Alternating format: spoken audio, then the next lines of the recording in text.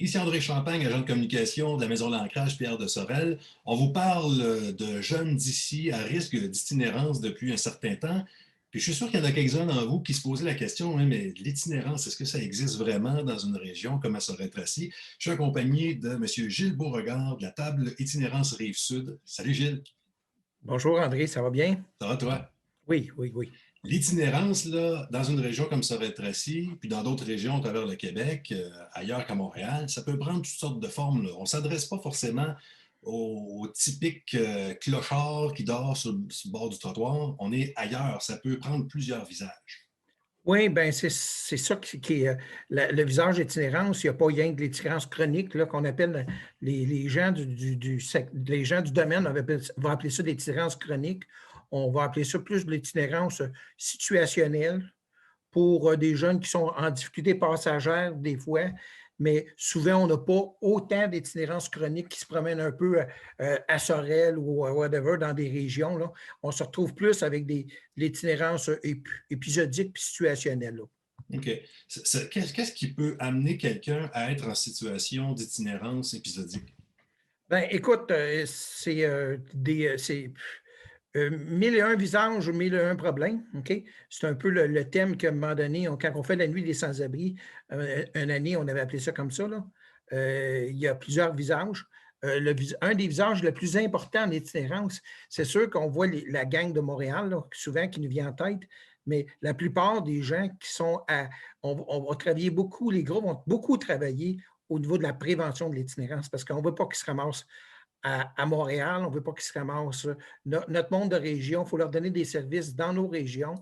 Puis qu'est-ce qui fait que les gens, il y a diverses situations qui font qu'on plie des genoux. Chacun dans nos vies, à un moment donné, on vit des affaires pas le fun, des problèmes d'argent, des problèmes de couple, des problèmes de santé mentale, de toxicomanie, name it. Fait qu'on a toutes sortes de problèmes, des parents qui se séparent, on se fait mettre dehors, toutes sortes d'histoires. Fait que toutes ces histoires-là, on les voit partout au Québec.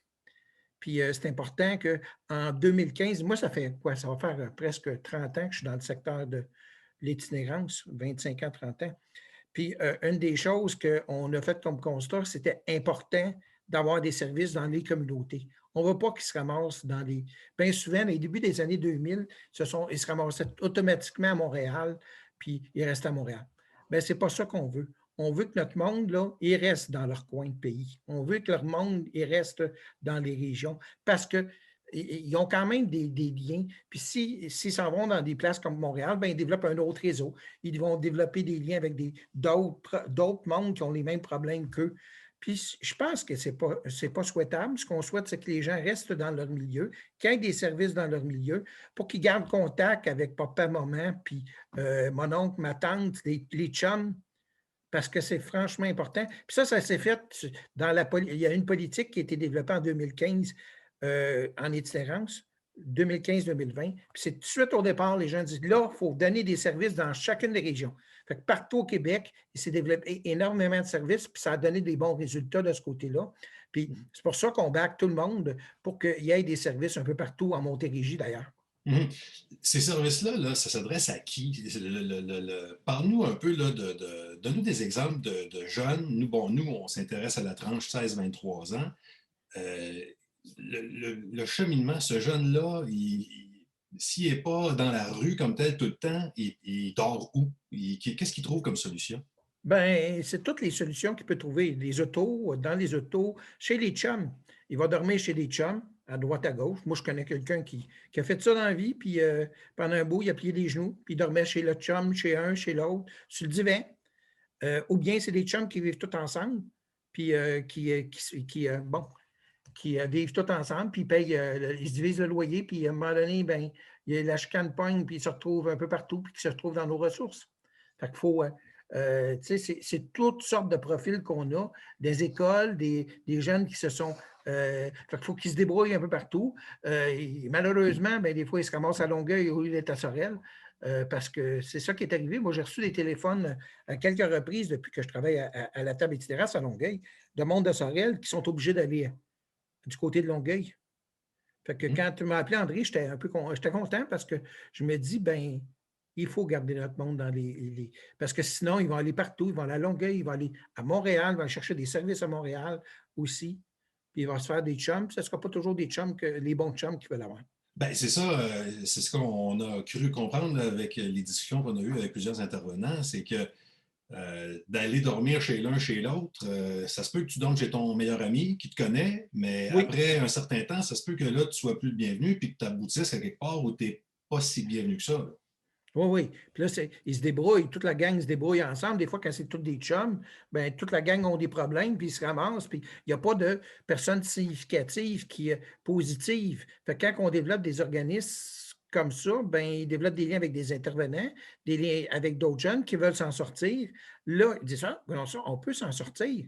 Ah, là, à ce moment-là, ben, avec des liens significatifs, on peut y proposer des trucs. Parce qu'à un moment donné, ce qui est bien important, là, c'est que quand tu commences une histoire de vie, 16 ans, 17 ans, 18 ans, 20 ans, c'est important que, tu sais, l'itinérance chronique là, a fini par des gens qui ont une histoire de 20 ans dans la rue. Fait que quand on les prend jeunes, ben là, à ce moment-là, c'est plus important pour pas qu'ils finissent avec une histoire de vie qui fait après, à 20, à 30 ans, ben, ils se retrouvent avec des troubles avec le Revenu Québec, des troubles avec Revenu Canada, des tickets pas payés, des ci, des ça. Là, la côte à remonter est franchement pas mal plus importante. Fait que quand on les prend jeunes, c'est super intéressant parce qu'on a le temps. Ils n'ont pas trop d'histoire de vie. Fait que Ouais, cette histoire-là de vie, ben, il y a des intervenants qui peuvent l'aider à monter à la côte. Elle est moins haute à monter, mettons. ouais.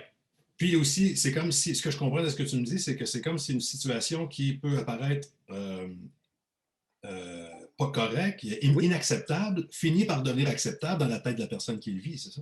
Oui, bien, c'est sûr qu'à un moment donné, tu sais, je veux dire, à force de vivre des situations pas saines, à un moment donné, ton cerveau, tu veux protéger, puis tu penses hein, tu sais, tu t'en fais pas trop avec ça, là, mais c'est important qu'on puisse le supporter pour que justement, il puisse se reprendre en main. Puis ça se fait de façon humaine et au rythme des personnes. Parce que c'est pas en imposant des rythmes que tu arrives à des trucs. C'est la solution appartient à chacune des personnes. Mhm. Euh, on va se dire les vraies affaires, là, les personnes, mettons quelqu'un de 16-23 ans qui se retrouve sans domicile fixe, j'imagine qu'on est prêt à faire à peu près n'importe quoi pour avoir un minimum de confort. Oui, oui, on est prêt à vendre la dope, on est prêt à se prostituer, on est prêt à tout faire pour faire en sorte que bon, la fin de mois arrive et bon, qu'on puisse gérer la consommation et tout. Fait qu'on va être prêt à tout. Fait que, tu sais, je veux dire, la quête, n'importe quoi, le vol. Tu sais, je veux dire, puis quand, à un moment donné, moi, ma gang, chez nous, ben, j'ai 3 enfants, ben, ils ont été entourés. On était là. Les parents ont été là. Mais quand les Mhm. parents n'ont pas été là, ben, c'est difficile d'être supporté. Puis, tu sais, je veux dire, c'est fondamental aussi. Fait que quand tu es tout seul dans ta vie, là, puis, tu sais, je veux dire, c'est pour ça qu'on a aussi une inquiétude par rapport souvent au centre jeunesse, parce que les centres jeunesse, après 18 ans, ben, fini. Va-t'en dehors, puis arrange-toi avec tes troubles. Fait que quand il y a des auberges du cœur qui se trouvent à droite, à gauche, on est très content parce que souvent, c'était un des enjeux. Ils se retrouvent dans des familles d'accueil, puis après à 18 ans, ben, ciao bambino, puis ils se retrouvent dans la rue, là, puis Mhm. ils n'ont pas été habitués. Mais moi, les miens, quand ils ont plié des genoux après 18 ans, ben, on était là. Mhm. Dis-moi, le couch surfing, c'est pas un mythe, ça? Il y a vraiment des gens, des filles, mais aussi des gars, j'imagine, qui ont le gîte en échange de faveurs sexuelles. Tu as déjà vu ça? Ben oui, ça, on a vu un peu partout. C'est clair qu'à un moment donné, ça, c'est une chose aussi on est prêt à tout, là. Chez les filles, peut-être un petit peu plus, parce que les autres sont encore plus vulnérables que les gars à un moment donné. Fait qu'ils sont prêts bon, à faire n'importe quoi au niveau de la violence. Actuellement, c'est un des enjeux qu'on jasait dernièrement, la semaine passée pour les filles, là. L'enjeu par rapport au fait que les filles sont en grosse difficulté, puis ils vont prendre tous les services qui peuvent passer pour pouvoir s'en sortir parce que, bon, ils ont moins de moyens qu'un gars peut avoir. Mhm.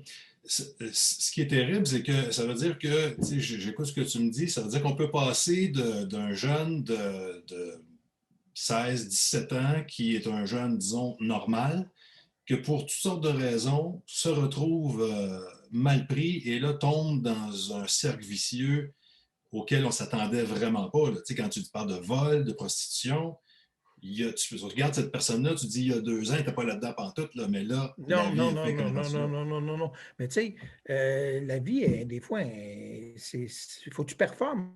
Puis, tu sais, il faut que tu travailles, il faut que tu. Tu sais, c'est pas fait pour tout le monde, à un moment donné, là, tu sais. Puis les troubles de santé mentale, ça fait partie des problèmes, la dépendance. Au Québec, on a environ 2 000 à 3 000 personnes qui passent dans des centres de dépendance. Puis c'est loin de venir toutes de Montréal, ça vient de partout au Québec, là, dans tous nos centres de dépendance.